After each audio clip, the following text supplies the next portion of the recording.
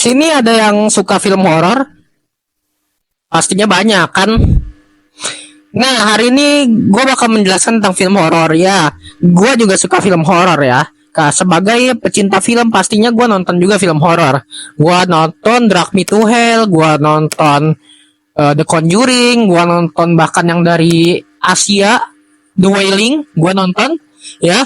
Tapi hari ini ada satu film horor yang menurut gue awalnya tuh semacam sequel. Gue kirain sequel dari salah satu film horor terbaik yang pernah gue nonton, Unfriended. Nah, dan Unfriended ini punya film satu lagi yang bernama Unfriended Dark Web. Ya, ini adalah film yang bakal kita bahas sekarang ya. Apakah film ini bagus? Tidak. Tapi apakah film ini jelek? Tidak juga. Jadi apa yang kalian tunggu? Langsung aja klik tombol subscribe, like, dan juga share video ini ke teman-teman kalian yang suka film ya. Oke, ini dia Unfriended Dark Web review. Oke, untuk sinopsis dari Unfriended Dark Web ini sebenarnya simple aja ya. Seorang pria bernama Matthias, dan dia ini mencuri, bisa dibilang, atau memulung laptop di tempat kerjanya yang tanpa disangka laptop itu adalah awal dari segala kejadian ya.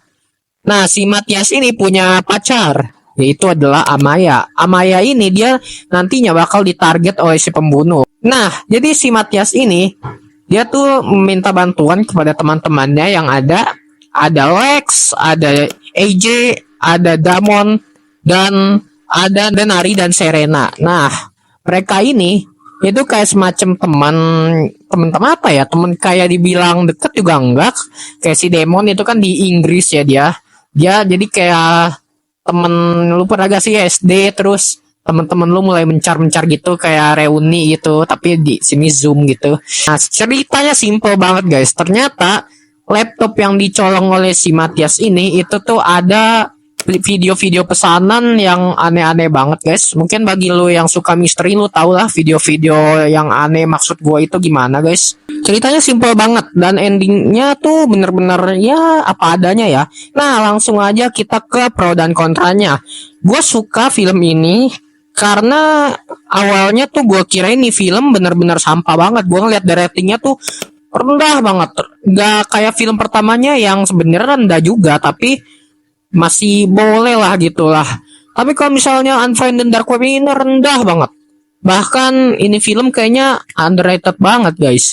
Yang gue suka dari film ini adalah elemennya, tentunya elemen dari film-film apa Zoom, Google Meet kayak gini tuh gue suka banget guys. Gue bahkan suka banget film Searching yang rilis 2018. Ini film yang elemen-elemen kayak gini tuh butuh banget guys. Kita butuh banget guys. Apalagi di Indonesia ini, apa kalau misalnya ada di Indonesia nih. Lagi kalau ada di Indonesia film kayak gini, ini tuh keren banget guys. Ya tergantung sutradara sih. Ya mungkin itu aja hal yang gue suka. Oh ya, dan karakter-karakternya itu tuh bener-bener mereka dibangun dengan baik ya. Karakter-karakternya dibangun dengan baik. Gue suka banget karakter-karakternya di sini kayak saling melengkapi satu sama lain. Kalau misalnya ada hal yang gue suka, pastinya ada hal yang gue gak suka juga. Yang gue gak suka banyak banget guys, apalagi ya. Yang pertama, plot twistnya bener-bener ngaco banget. Gue gak bohong, plot twist dari film itu ngaco banget guys. Gue gak habis pikir ternyata ya kayak gitu. Gue kirain ini filmnya bercerita tentang satu orang pembunuh gitu, kayak di film Searching atau di film Unfriended yang pertama itu kan walaupun hantu tapi diceritain pembunuhnya tuh aku gitu. Gue lebih suka kalau misalnya film ini dibawa ke supranatural gitu, kayak misalnya ternyata plot twistnya adalah Amaya pembunuhnya. Gue berharapnya gitu, atau gue berharap Damon itu adalah ya.